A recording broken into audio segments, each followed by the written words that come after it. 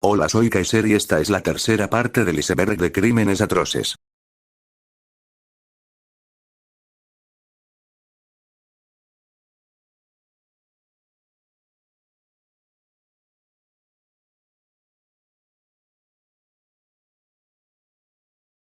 Experimento Tuskegee, uno de los episodios más lamentables de la historia americana en particular y la de la medicina en general. Desarrollado entre 1932 y 1972 en la localidad sureña de Tuskegee, Alabama, utilizó como conejillos de India a 600 parceros afroamericanos para comprobar el desarrollo de la sífilis desde sus fases iniciales hasta la muerte. Al final de la investigación, 28 participantes habían fallecido a causa de dicha enfermedad y otros 100 de complicaciones relacionadas con ellas.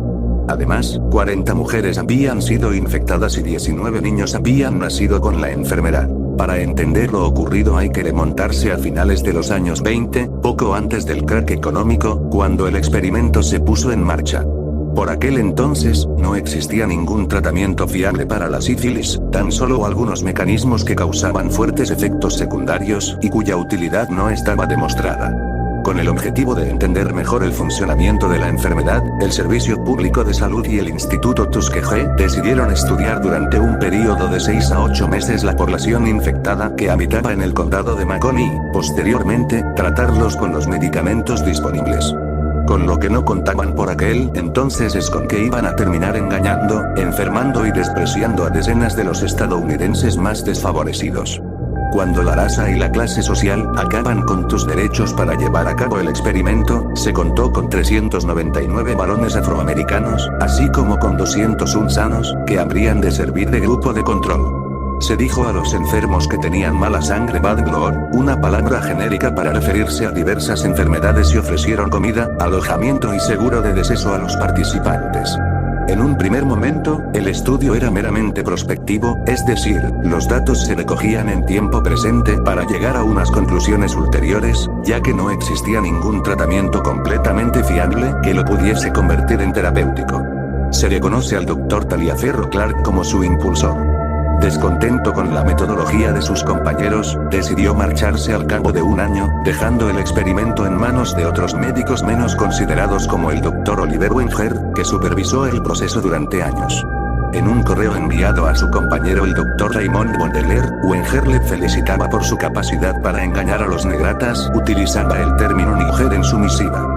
Por ejemplo, durante la investigación, los pacientes decidieron una carta que avisaba que se trataba de la última oportunidad para tener un tratamiento especial gratis.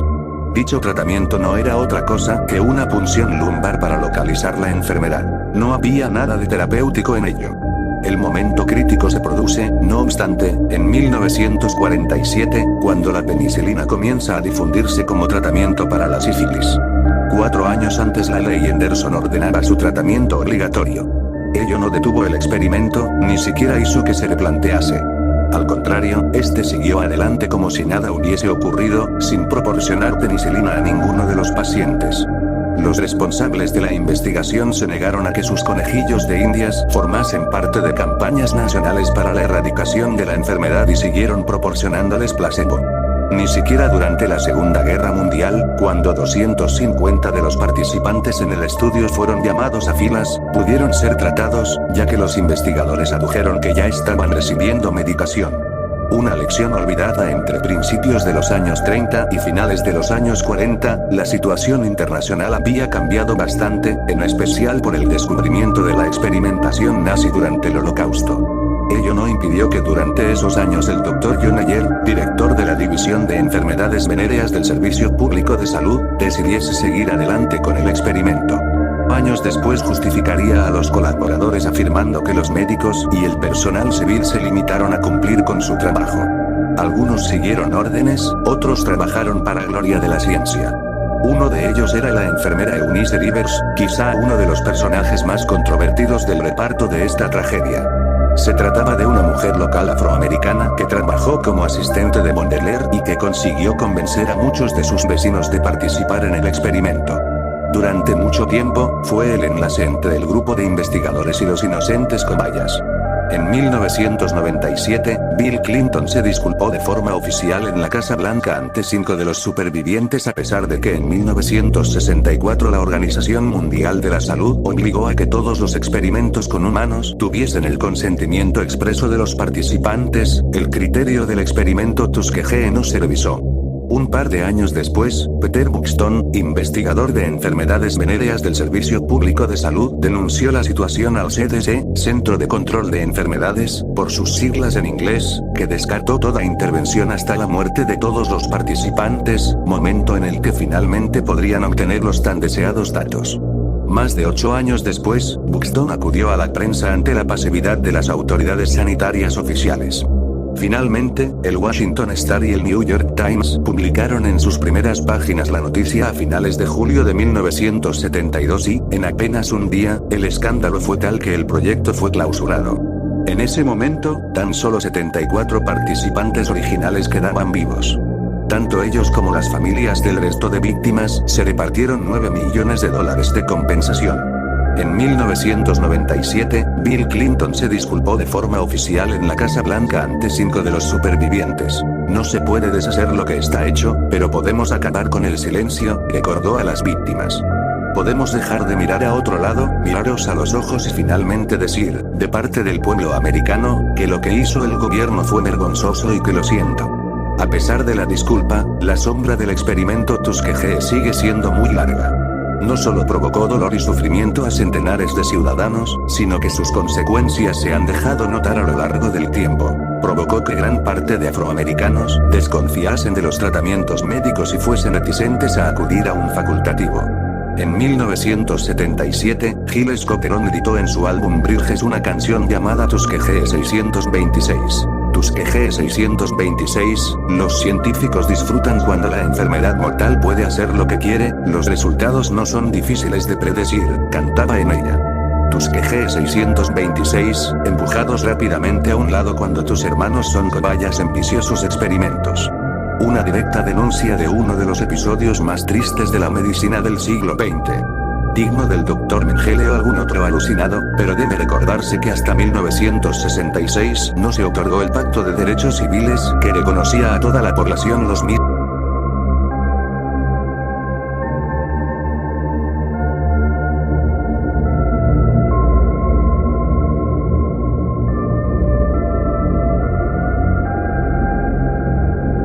La matanza de My Lai es una masacre de civiles que perpetró una unidad militar del ejército de Estados Unidos durante la guerra de Vietnam. El 16 de marzo de 1968 las tropas de Estados Unidos lanzaron una operación en la región de Son Mai en la búsqueda de Vietcongs.